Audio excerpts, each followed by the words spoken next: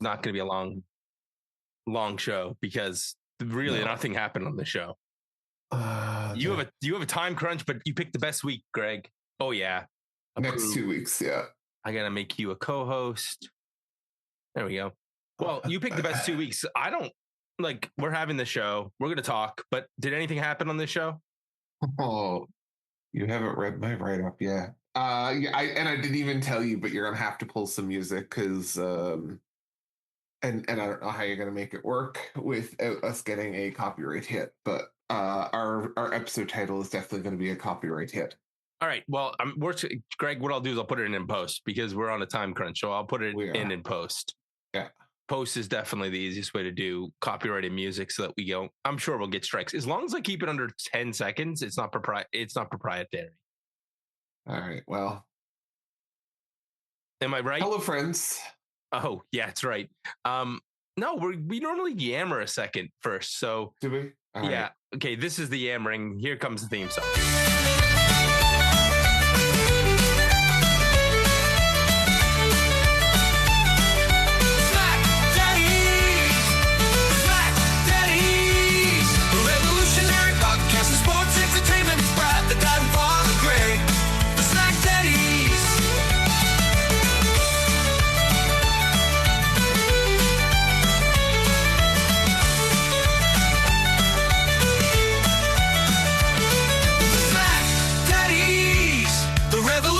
Podcast and sports entertainment is Brad, the dad and father Greg, the SmackDaddies.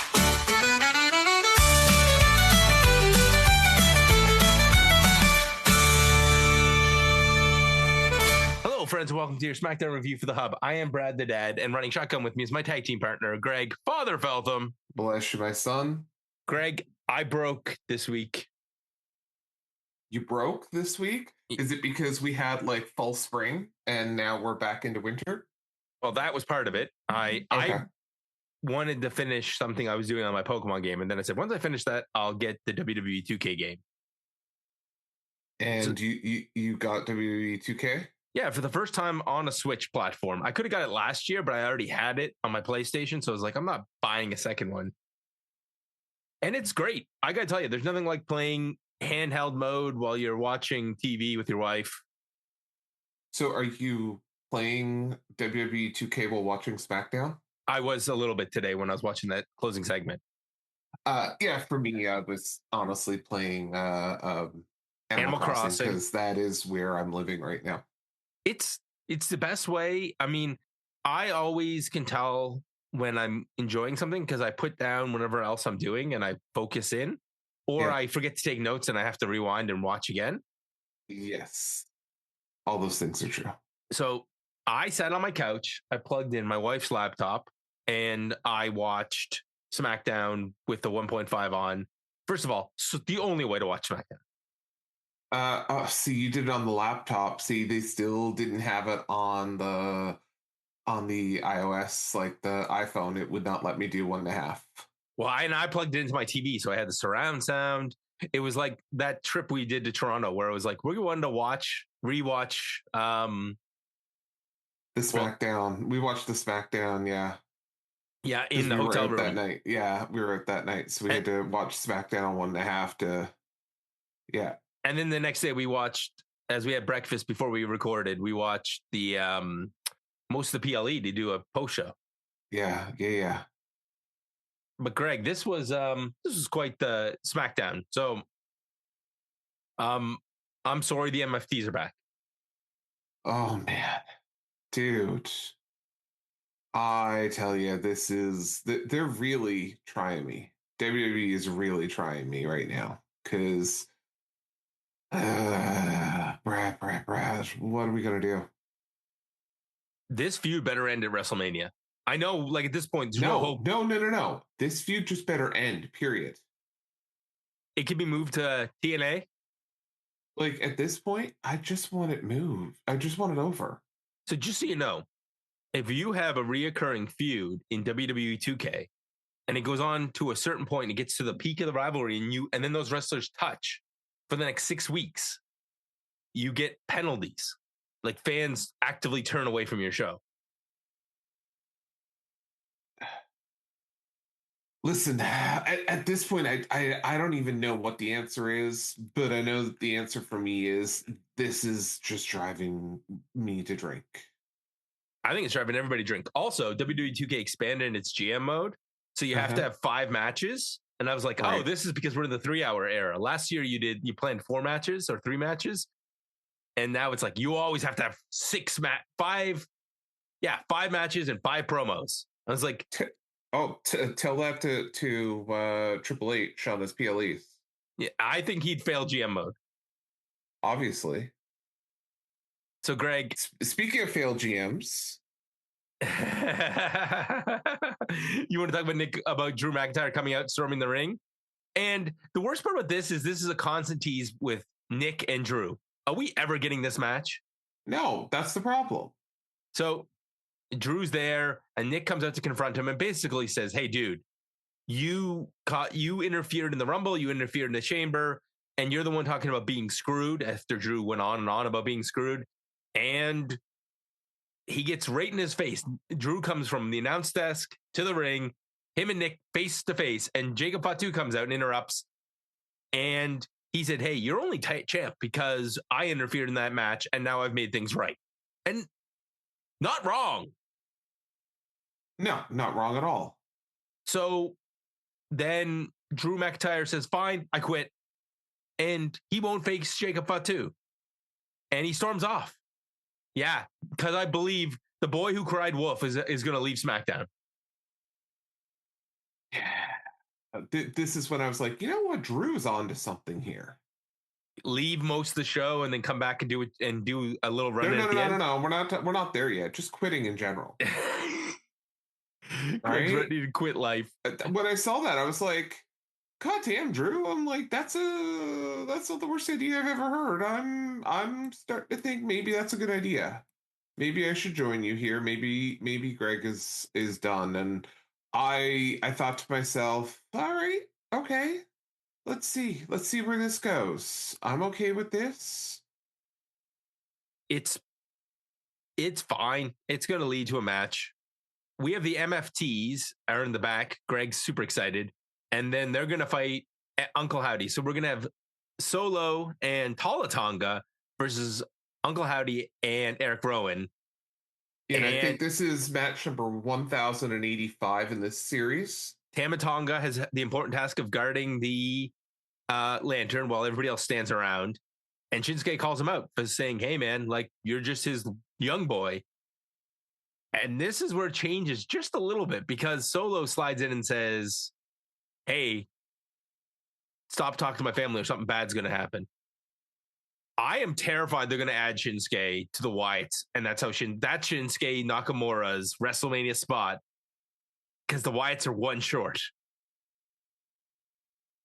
That doesn't even scare me at this point. My bigger fear is that this actually gets to WrestleMania and gets on WrestleMania. It's going to be the night. It's going to be Friday night before. Yeah, it has to be. If it's WrestleMania, then the bar is on the floor, dude.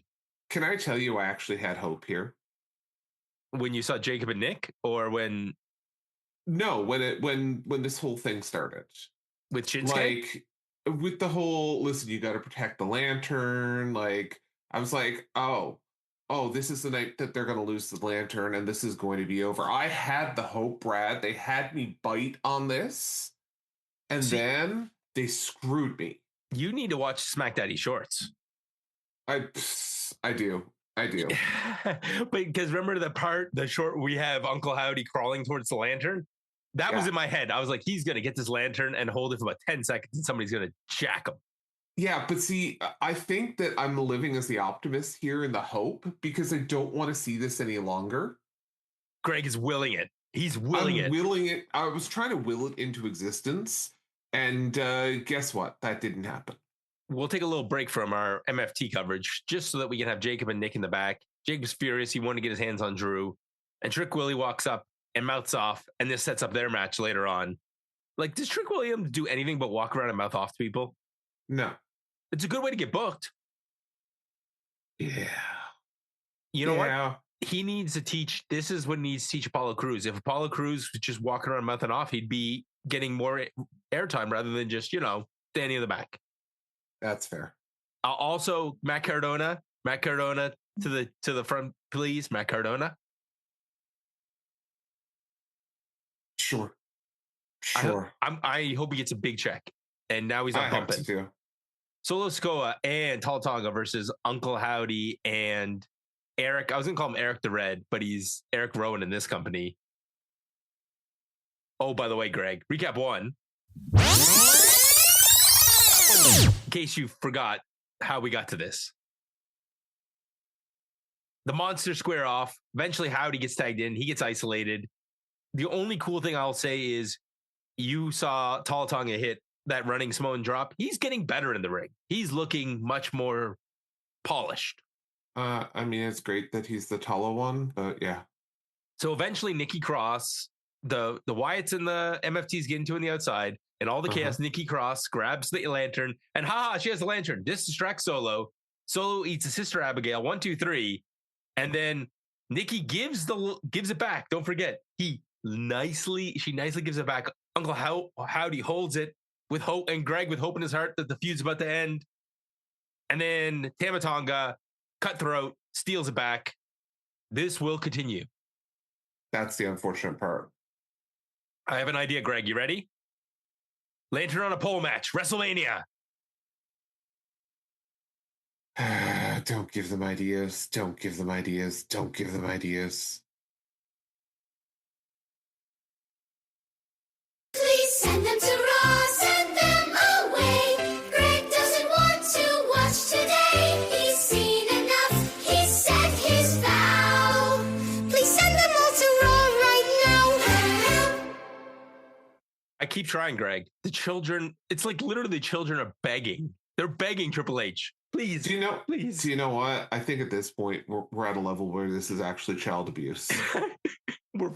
Making them watch this and have to sing this every week? I don't make them watch the show. I just make them sing the song. And then they're like, who are the MFTs? I'm like, children, no, not until you're 18. Like, I'd let them watch scary movies before I'd let them watch the MFTs wrestle. Yeah, all right, fair. Damian Priest is in the back, and R-Truth him and R-Truth are scouting for their match, and Truth is getting warned by Priest. Hey, these guys are going to be tough. And he goes, man, we got history with Judgment Day, and Priest is looking very confused. JD Mateo, he's just been eating a lot more. And Tom and Nick, they put on some muscle. Gosh darn it, R-Truth. You're the best. Yes, our Priest back at it again this week. Hopefully our Deacon doesn't call me. We'll see. He better not. I'm on vacation effective today. All right. Fair enough. For a week. So anyways, this leads us to the Garzas, who are off the milk carton, are going to do something they haven't done in years, Greg. Have back-to-back matches because they say, hey, we did all the work in that match. And you know what? Facts. They did all the work in that match. So when you say the Garzas, I actually in my notes wrote Legado Del Fantasma, and I'm like, oh wait, what? Didn't Escobar get re-signed to WWE? When's the last time we've seen him? Well, if you don't watch AAA, I mean that's what we listen to the main show, and Hutch does those breakdowns for us.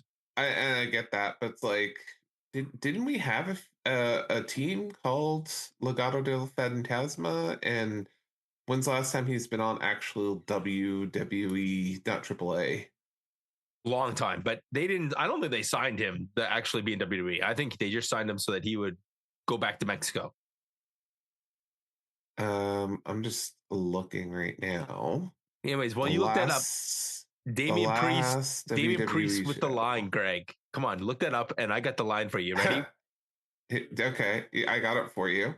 Okay, do you want go for it? May 2nd, 2025, where Ray Phoenix beat him.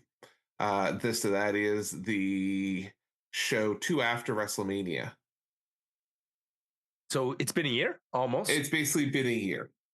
There are relationships that don't last as long as the gaps between matches in WWE. Yeah.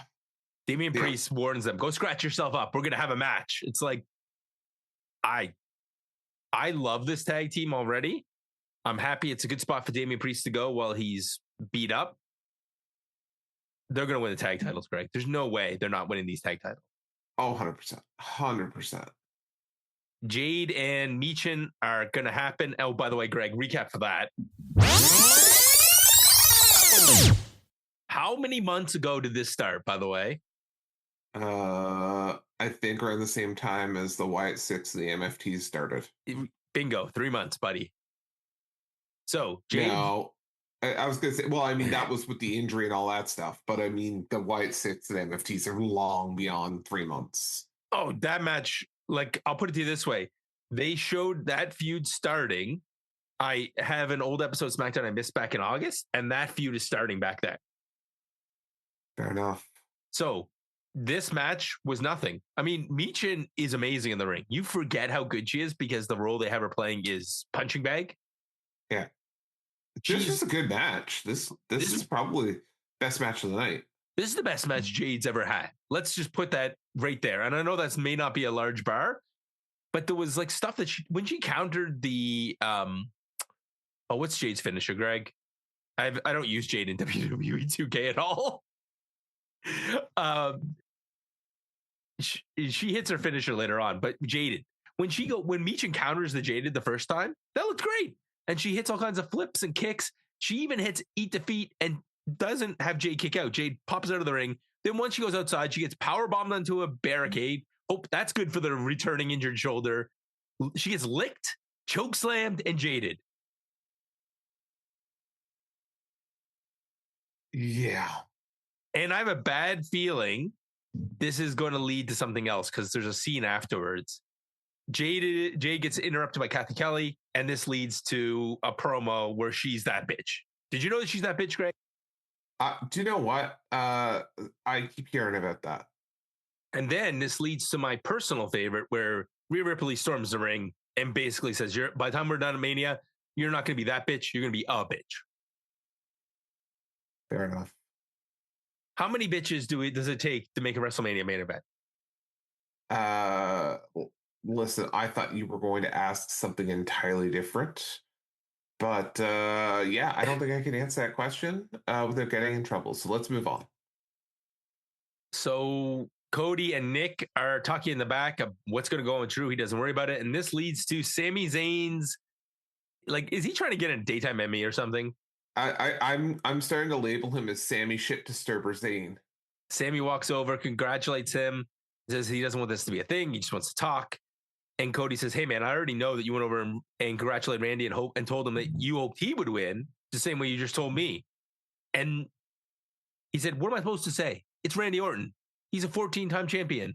He's 1-1. He's a legend. And he's somebody I look up to. I don't look up to you, Cody, because we're on the same level. And then Cody, being a dick, just says, you know what? You don't have to look up to me. You just have to look at this. It taps the title on his shoulder.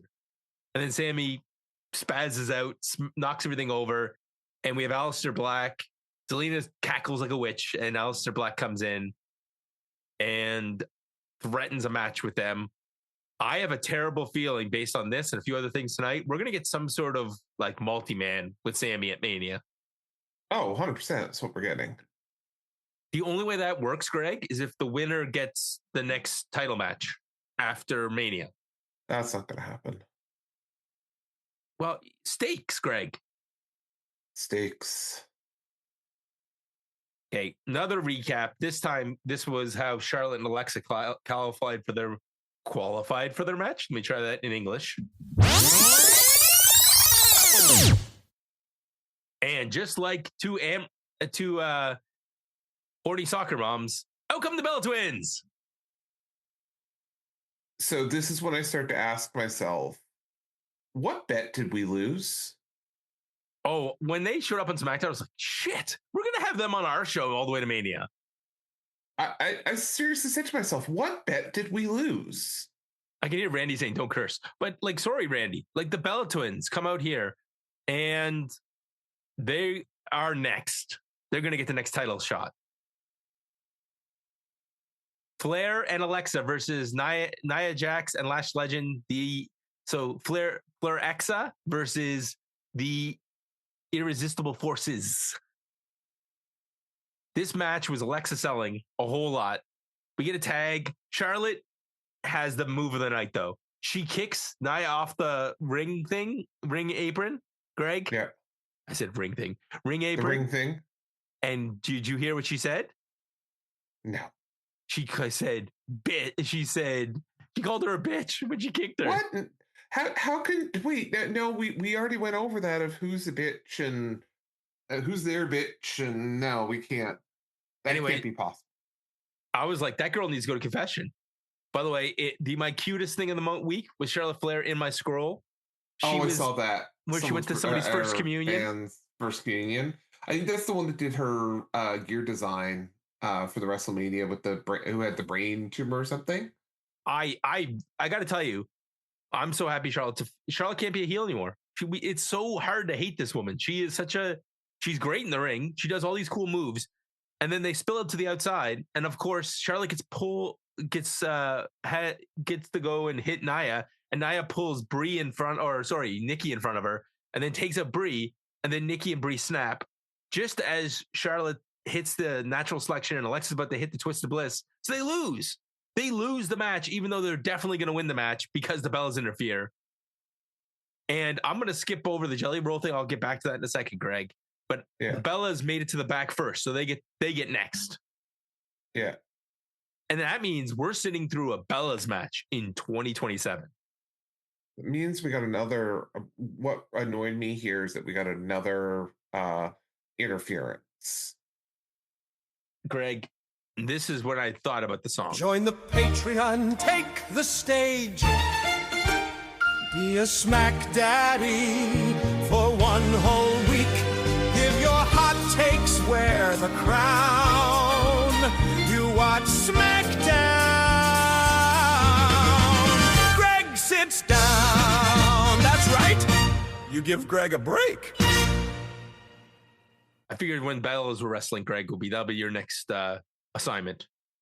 Yeah, that's a distinct possibility. By the way, the super fan and the kid that she went to do the first game with is Scarlett, is the kid's name, the one who did the ring gear and stuff, and she's got a stage 4 brain cancer. Charlotte Flair. Yeah. And hopefully Charlotte and Alexa will win the titles, but I know either the Bellas are winning it next week or they're winning it at Mania, and I'm hoping it's next week so that they can drop the titles at Mania.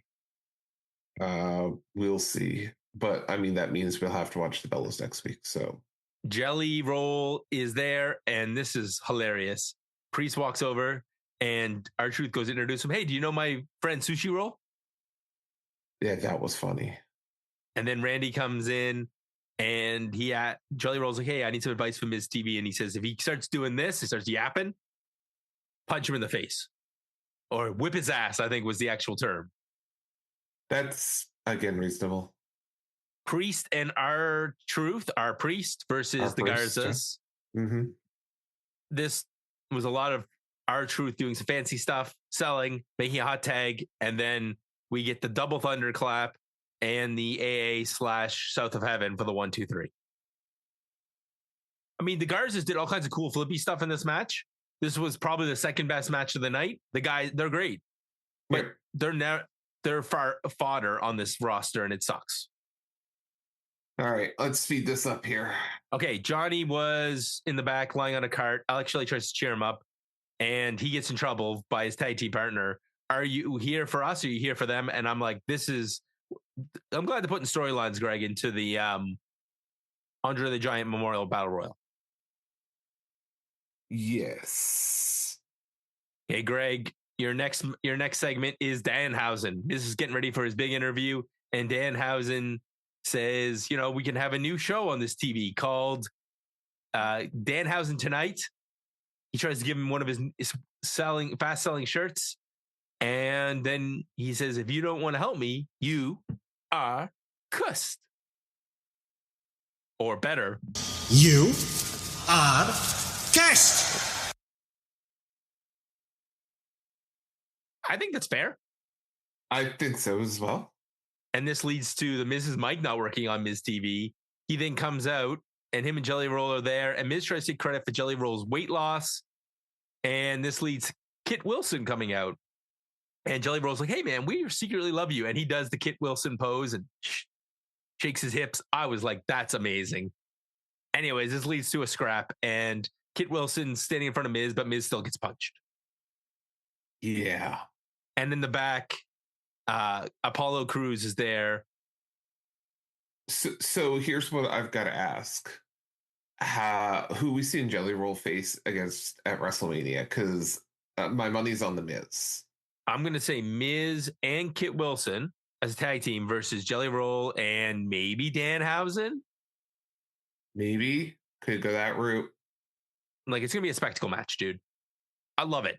So Apollo Crews makes his one appearance on the show, and we hear about why Mello and Ilya haven't wrestled yet. Sure. Is somebody hurt? Is that the story here? Maybe. Does it matter?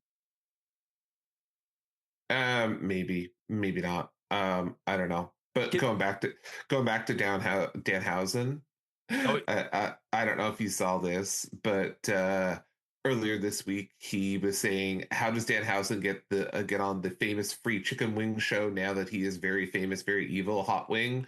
And Wingstop in the US is like, very famous, very evil, very in need of wings. We know a place. Danhausen says, give him all the wingies or you will be cursed. And they say, check your DMs.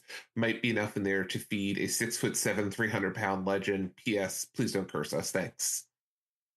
I also saw him go running through the back, threatening to sign Cody Rhodes stuff that was set up as autographs. He did sign something this week. A poster. I was like, I thought it was a belt, but I was like, Danhausen is great. I love Danhausen. And he comes back in and says, if you want the curse reversed, all you have to do is listen to my Demandhausens. And then when Miz tries to argue with him, Danhausen has disappeared. That's right. Tiffy's getting ready for her match. Chelsea tries to roll in. She rolls, literally gets pushed out. And this leads to Tiffy versus Kiana James. Again, this was a great match, Greg. Kiana James is amazing, and so is Tiffy. Yeah. But this comes down to Chelsea Green coming out. She gets in the way. She's going to hit. She's going to attack and interfere. Julia stops that, which is weird because she's a heel too. And then it ends up with Kiana James hitting Julia. And this distraction leads to the prettiest moonsault ever. Tiffy wins. So wait, we're going to get outside interference here? Greg's favorite WWE trope. No, we couldn't do that twice in one episode that we're going to get outside interference and 2 matches in a row. We couldn't do that. That no. Okay, Greg. And then we have Trick Williams versus... sorry. It's not 2 matches in a row. My apologies. Because we had the R-Truth. Right. I thought you were previewing what was about to happen in the match. Second of the night. My apologies. Trick Williams setting up his 4-way with Sami Zayn at WrestleMania. Sami comes in and says, hey, you came in here talking about big game. You're going to go to WrestleMania, blah, blah, blah. But you're not going to WrestleMania. So there you go. They mouth off and he says, you're popping off because I have a match tonight. And he says, hey, I'm not here hard to find. See you next week, basically. So we have Jacob Fatu versus Trick Willie. This match is mostly Jacob Fatu hitting his high-pace offense. And then, surprise, Drew didn't quit, Greg. Surprise! So this drove me insane. Because the man quit. Where's the police? Where's security out? Because he is at this point a fan who jumped the rails. Oh, you're not wrong. But that doesn't make... You're making sense. Makes no sense whatsoever. There is very little consequences here. Except when we get to very the next little segment. Consequences. There's no consequences. Well, I mean, very little, because in the next segment, Nick Aldis comes out, and before he does the contract signing, it's like, Drew, I guess he hasn't quit because he decided to jump the rails and interfere with Fatu. So Fatu and Drew are going to meet next week. Like, what the hell? Brad, if you've ever quit a job, do you ever come back the next day, beat someone up, and then they're like, oh, no, you're good. You're see you tomorrow, right? Well, the worst part about that is like that's how Trick Williams won. So he's going to be bragging next week. I beat Jacob Fatu. See, told you. Yeah. Oh, God. This is And then we get to the main event, which basically is all entrance. Yeah. So 2 matches in a row, interference, our third interference match of the night. Ugh. Which is the problem with all of this, Greg, is that when you look at that tag match, it was good. This match was good. We have these interferences at the end to get out of things rather than just eat people. Lazy. So Randy Orton and Cody, there's a lot of love. There's a lot of mutual respect between the two of them.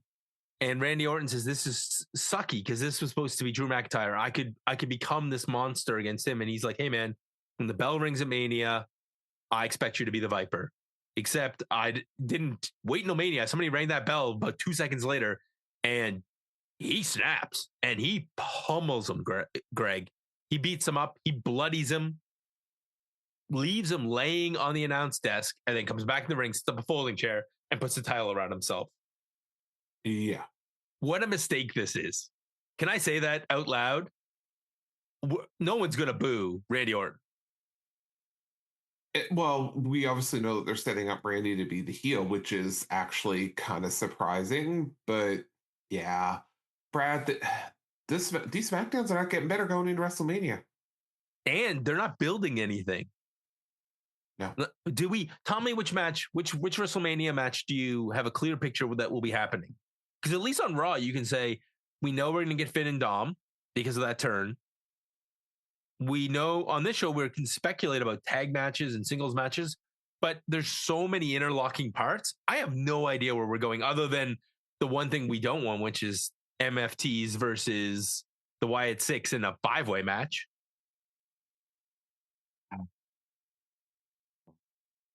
Greg's At this point, I'm just done. Greg has been defeated. That means it's time for the synopsis. This is your SmackDown synopsis.